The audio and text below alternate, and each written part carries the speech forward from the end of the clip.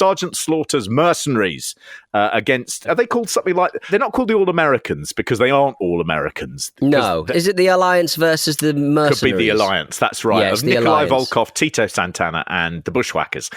None of which are American. Well, Tito Santana, who is pushed as being Mexican, was actually an American. Oh, was he? Right, yeah, okay. he is. He's a Mexican-American. But the Sergeant Slaughter thing is mad. I mean, it's absolutely mad. Time has been both kind and unkind to what Sergeant Slaughter did. It's been kind insofar as if you go back to it now, you go, good God, that is a very strong angle. And it's been unkind because when you go back to it, you go, good God, that is a very strong angle. And also we've had a second Gulf War. Yes, It is astonishing. And I think it is funny when you go back and watch this whole period of Sergeant Slaughter. At the time, it seemed like it was quite sort of knockabout and broad. And watching it now, you just go, if you did that today, they would lose all of their advertisers, all their sponsors. They would be taken off. There would be statements apologising for it. And Sergeant Slaughter would be on the news. It's so astonishing. But this match, Pete, it should be the shittest because it's got Sergeant Slaughter, it's got Boris Zukov, it's got the Bushwhackers, it's got Nikolai Volkov. Nothing about that says it's going to be good. And yet, Pete, it becomes... this is one of my favourite matches on the entire card. It's absolutely brill. It starts off with all of the mercenaries coming down with their face paint on. They've got camo painted all over their face. And there's a lovely moment where they show the Orient Express coming down to the ring. But Sato, as he walks down, he is looking at the crowd with genuine concern and fear. And he has the look of someone who's said, I think this is inflammatory and I think this might get us too much heat. It might be too dangerous. And yet they've talked him into it and he's walked down and he's gone, I knew we shouldn't have done this. And it's worse than I feared it would be. He looks really, really, really frightened. The match itself is perfectly booked. Absolutely perfectly booked. You get Tito straight out the gate, hits Boris Zukov with a flying forearm, pins him immediately. That is for the best. Nobody needs to see Boris Zukov wrestle. Zukov, one of the guys as well who will be leaving within days of this event. On that list, he joins Akeem, who was supposed to be in this match but had basically left pretty much the day before. Honky Tonk Man would go. Rick Rude would go. Demolition Axe would go. It is the sort of last gasp of the glory golden years of the late 80s and the early 90s. Very, very quickly, you get the Bushwhackers pin Sato, then Tito pins Pat Tanaka of the Orient Express. And within 60 seconds, you have got Sergeant Slaughter on his own. Now, what I loved about this so much is they really foreshadowed this. And Slaughter, his greatest asset is that unbelievable face. It's sort of like an American Bruce Forsyth. And when they begin to do badly in that first sort of 60 seconds or so, they keep cutting back to Slaughter on the ringside and he's looking genuinely queasy. Like, this is going horribly wrong. And it's an amazing thing that Slaughter isn't there going, damn you, you're useless. Slaughter's going, oh no, oh no. It's too big. Oh, it's too so big. Good. How did you find Slaughter? Because you've not really seen very much Sergeant Slaughter at all, have you? No, I think the most I've seen him was at WrestleCon with his... and the thing about him then, and I think we've said it before, he still looks very much like Sergeant Slaughter. A lot of wrestlers, when they shrink down, they do not look the same, and because they're facially, they lose a lot of weight out of the face as well. As you do as you naturally get older, you sort of billow out and then get smaller. But him, because he's got such a massive fucking chin, it never stops. It just never... It provides such a great sort of carnival tent for the rest of your face. It's really good stuff. Here, I'm a bit disappointed with him because he's got completely the wrong camouflage paint on. Yeah. If nobody else, I think the Bushwhackers are wearing correct fatigues. They've got sort of Desert Storm trousers on. That's true. And Sergeant Slaughter, it's not going to work in the desert. He needs to rethink that. He does. It's too dark, isn't it? He's gone for Vietnam era face paint, which makes me think that he's not been actually working that closely with the Iraqi government. And that ruins it for me. The point you make about Slaughter not changing very much over the years is he looked old. So here he is 42 years old, Pete. Right. Younger than Rick Edwards. Younger than Lauren Laverne. He looks every bit of 60. And so he did have that brilliant thing of being able to have 30 years where he just looks exactly the same. The funny thing is, he'd actually looked like this for the previous 10 years as well. I had a quick look at Slaughter's career because I do find Slaughter fascinating. And so he starts off in the late 70s and he was working in the AWA under a mask as Super Destroyer Mark II. He was managed by one Lord Alfred Haynes. And the first big angle of Slaughter stroke Super Destroyer Mark II's career was a feud between the managers of Lord Alfred Haynes and then the manager he dumped Haynes for, Bobby Heenan. So Heenan and Haynes in the late 70s had a proper in-ring feud. Slaughter then signs with the WWF in 1980 and they give him this role as the military drill instructor, which he fraudulently claimed to have been. He said he was a drill instructor for the Marines. That was never true. Whenever he's been challenged on it in later years, he's very much said, anything I say is in character. So that's the character speaking. But they sort of go, but you do interviews about your real life and you talk about this, and he's sort of like, in character? Yep, in character. All right. Another question back here, please. This question is directed to Sergeant Slaughter. What Marine Corps base did you come from? What Marine Corps base? PI, Parris Island, South Carolina. All right. A question back here. Would you stand, please? To Sergeant Slaughter. How'd you ever come by the Cobra Clutch? The Cobra Clutch was invented in the Marine Corps by myself, and I used it over in Vietnam, and it went very well over there, so I thought I'd bring it into professional wrestling. Do you want, for those folks... The chin cannot be removed. The chin is the character. He would not have been let in the US military because of that chin. They'd have looked at it and gone, that is something that we just feel, I don't know, that could Sniper's dream. Yes. That could be a problem. The big how are we going to get like a strap for a helmet over it? It doesn't. Exactly. We just don't have. Yeah, we just don't have it. Yeah. But Slaughter comes in as a bad guy. He's a furious military man, and he has a huge series for the WWF title with Bob Backlund. And really unusually at the time, they do main events all over the country, but unusually Slaughter becomes one of the only people that Bob Backlund never beats in Madison Square Garden, which is the mecca of pro wrestling, and also at the time where the WWF used to run its big shows. So he was slightly being protected, I think. He then went on to a feud with Pat Patterson, and they had a classic sort of feud that built up. Slaughter used to do a thing where he'd challenge people to get out of his Cobra Clutch move. Lackeys used to fail, and it just made him a big heel. Pat Patterson looked like he was going to do it, so Slaughter broke it and just attacked Patterson. They start this huge feud, and it culminates in an alley fight at Madison Square Garden, which was effectively one of the first hardcore main events of the sort of 1980s kayfabe era. And it's just a phenomenal match. The WWE put it on some of their DVDs. You can see it online. It won the Wrestling Observer's, I think, Match of the Year in 1981. It's just brilliant. And what you see in this is why Slaughter is so good, because he is one of wrestling's great bumpers. A lot of the bad guys are big, they're immobile. Slaughter is just all character. He doesn't look in great shape. He's got a pot belly, he's balding, but you get him in the ring, you touch him, and he will end up flying over the turnbuckle and landing on his belly. It's such a brilliant piece of work. When people talk about the great bumpers, they talk about Mr. Perfect Kurt Hennig. They rarely talk about Sergeant Slaughter. But in early 1984, things all change. We have got Iron Sheik holding the WWF title. And even though he's lost it to Hulk Hogan, they have Sergeant Slaughter take umbrage at the Iron Sheik talking about Iran being number one. At the time, there's lots of tensions between America and Iran.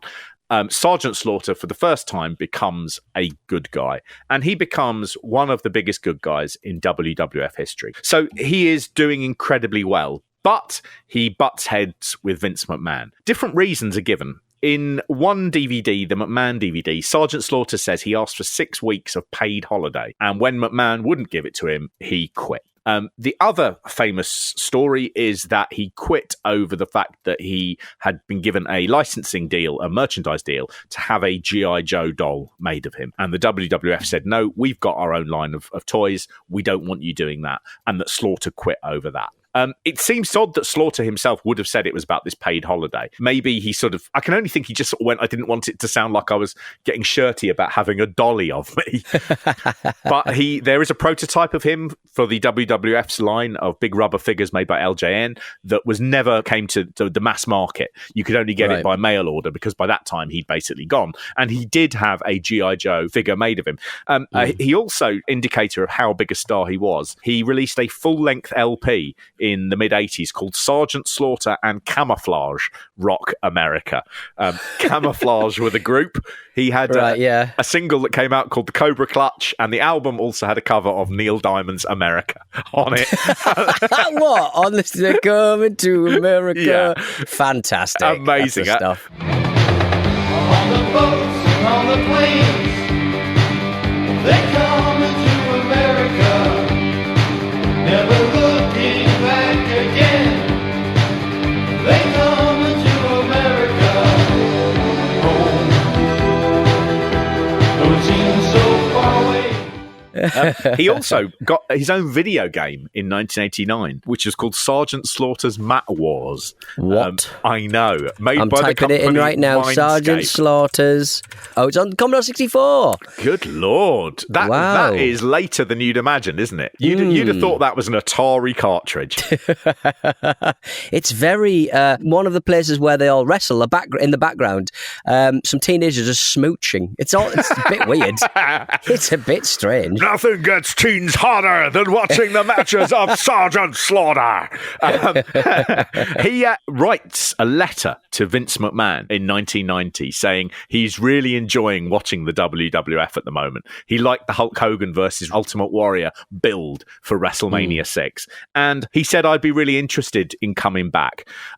It's a bit of a punt. You know, he is past 40 now, but he's still a valuable brand name. So McMahon says to him, what I need really is I need a big heel.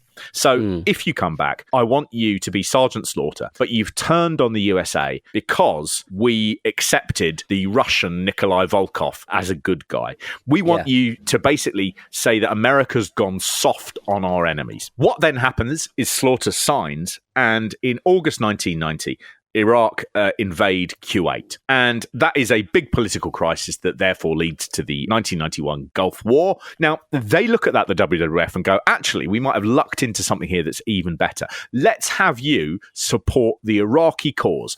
But they do make a really good decision here. They say, we don't want you to support it because you go, politically, I mean, that's just a big mess. You know, we want you to say you like the brutality of the Iraqi regime. Right. Okay. You like the fact they're no nonsense and they're strong. And so you will then say the US side of everything has gone weak and soft. And what's sort of funny is I think you could look at wrestling now and you're really super aware no one is doing that thing where you've got, say, Ilya Dragunov, and you're not saying to them, start coming down and going, I am strong like President Putin. You know, people are just going, oh, do you know what? People die.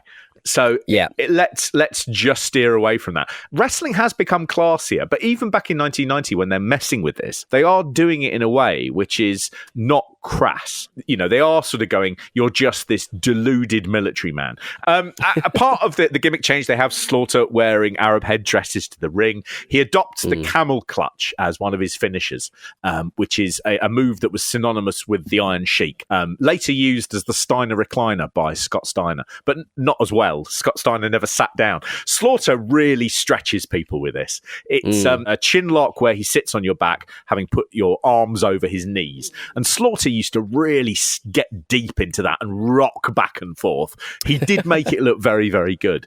The WWF actually did do some mocked-up photographs of Slaughter meeting with Saddam Hussein as well, which I think is the bit where you slightly... They were obviously fake, but it's that slight bit where you go, okay, now you are going beyond. Didn't they have... They had a wrestler that was friends with Saddam, weren't they? Didn't they? Yeah, who is Jamal Adnan, who comes out with him here. Adnan had spent much of the 70s. He was an amateur wrestler who had met Saddam Hussein when he was working in amateur wrestling. And he had left because he felt that the regime was very much not his friend and that he was probably going to disappear if he didn't go. So Adnan, who is playing an Iraqi sympathizer, is the the last person on earth who admired Saddam Hussein. Interesting little tweak. In the same way that Nikolai Volkov played a Russian for all those years, I believe he was actually a Ukrainian, and his family had been sort of, persecuted by the Russian state at various points in their lineage. So he was playing the very thing he hated the most, in the same way that General Adnan was. Yes, he got an immense amount of satisfaction from that, apparently, didn't he? Absolutely, yeah. And oddly, Adnan had never been portrayed really as an Iraqi during his American wrestling career. He'd been in the WWF as a Native American called Billy White Wolf. Silly nonsense. It really is the otherness of just going, you're foreign, you can be any of them, can't you? And nobody questioning it. Slaughter did, and it's always hard to know quite whether this is genuine or part of the story, but Slaughter did receive a number of death threats, however credible they were, and he did start wearing a bulletproof vest in public because he was very anxious about how this would be received. He did have WWF security around him at all times.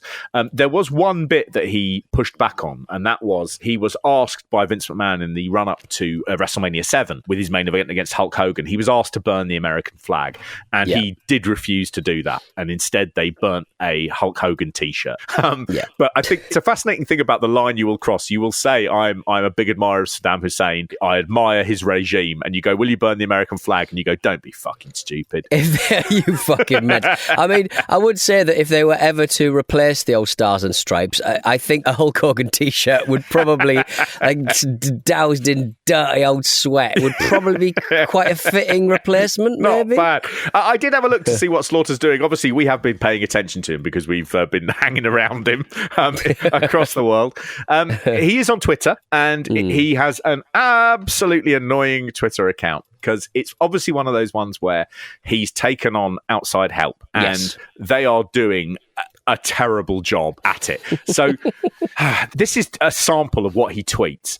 This is something about a Vikings football match, and Sergeant Slaughter has responded, doesn't get much bigger than that at Hunter Harjo 7.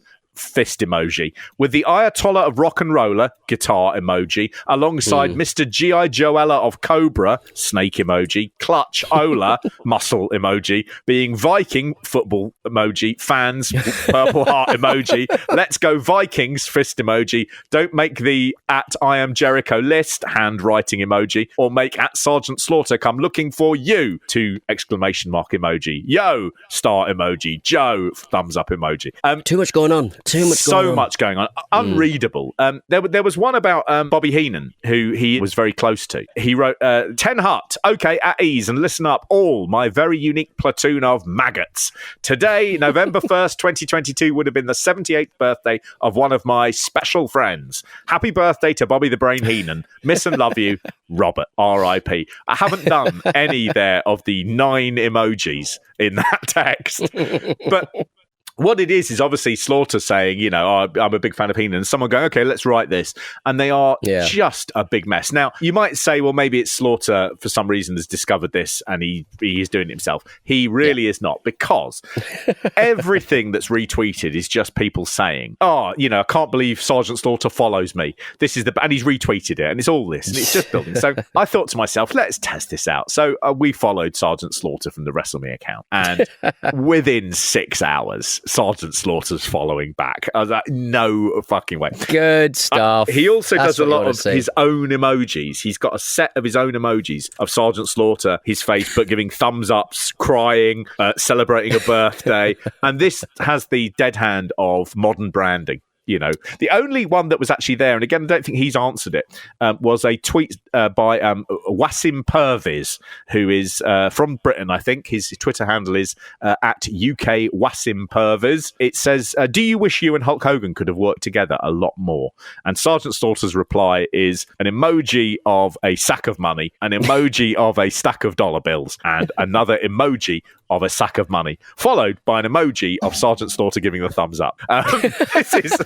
This is very much not Slaughter. Wasim Perviz as well has a one of those beautiful Twitter bios that I just it just makes me laugh. My name is Wasim Purvis, and I have been a wrestling fan over 30 years. I love the wrestling business. I will die a wrestling fan. Oh, that's nice. Good man. So the slaughter match, I mean, it's great. He takes out 3 members in neat order to show that he's a decent guy. And then they give Tito Santana a chance to sort of give Sergeant Slaughter all he can handle. There's cheating. In comes the Iraqi flag held by General Adnan. Tito gets hit by it and chucks him in the camel clutch. And the referee rings the bell, and out comes the Fink to troll everybody, Pete. He goes, Sergeant Slaughter has been and the reaction, it's like someone they love has won the main event. Yeah, it's such a good way out. Ladies and gentlemen, Sergeant Slaughter has been disqualified. The winning survivor, Tito Santana. Obviously, the referee saw all that extracurricular activity. General Adnan covers his face as they go out, and Roddy Piper just says, "Isn't this the way Iraqi women walk around?" And Gorilla Monsoon, he either doesn't know or he doesn't want to get involved in this chat. He just goes, "You got it." You got it. I could have been referred to anything then. Yep, you got it. Yep. Oh, yes. Yeah. Nice. Yep, nice one, mate.